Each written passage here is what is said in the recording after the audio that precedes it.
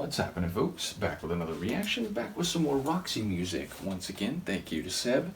And we're continuing through Country Life 1974, and the next track is Prairie Rose, which I think is a very specific type of wildflower that grows in grasslands and thus out on prairies. So whether it's a reference to a prairie rose as a visual backdrop for a narrative, or whether the lyrics explore the image of a prairie rose as representative or embodying some human affair or an interpersonal relationship, I do wonder. Ultimately, I'll see what I can catch on a first listen. This is Roxy music. The track is Prairie Rose, and it's from the 1974 album Country Life.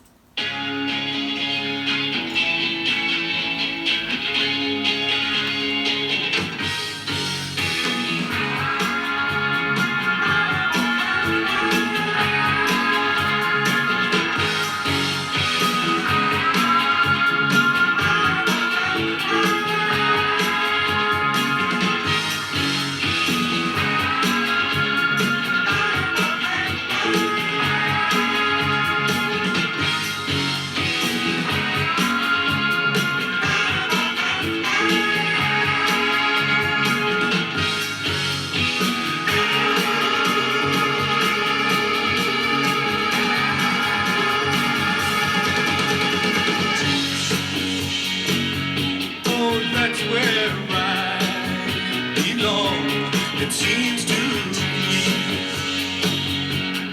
lonesome star shine on the big country, with open skies and you for company. Oh, Prairie Rose, how happy I should be.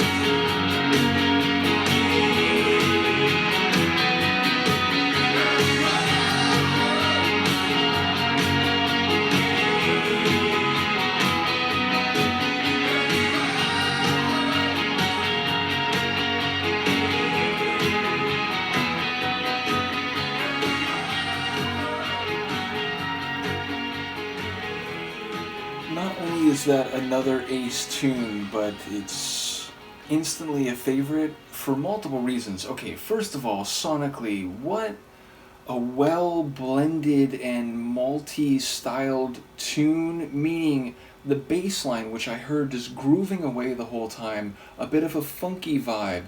Some of the first couple minutes, in the first couple minutes, it was giving me a bit of like a folk rock feel, but then in comes the saxophone. I'm assuming that was a sax, and it gives it a bit of a jazz flavor and even an improvisational jazz flavor, which the piano, which really stood out in the last minute or two, just accentuated or gave a different dimension of.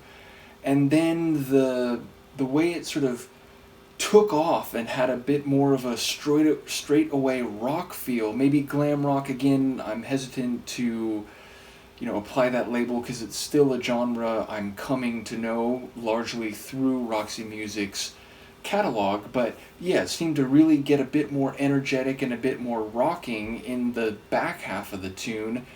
And the vocals, like at first there was some whispered, almost like breathy vocals, and it felt like they were layered a little bit, and then in the latter stages it got very more shouted, more powerful, and like echoed, like it suddenly was in this like big echoic space.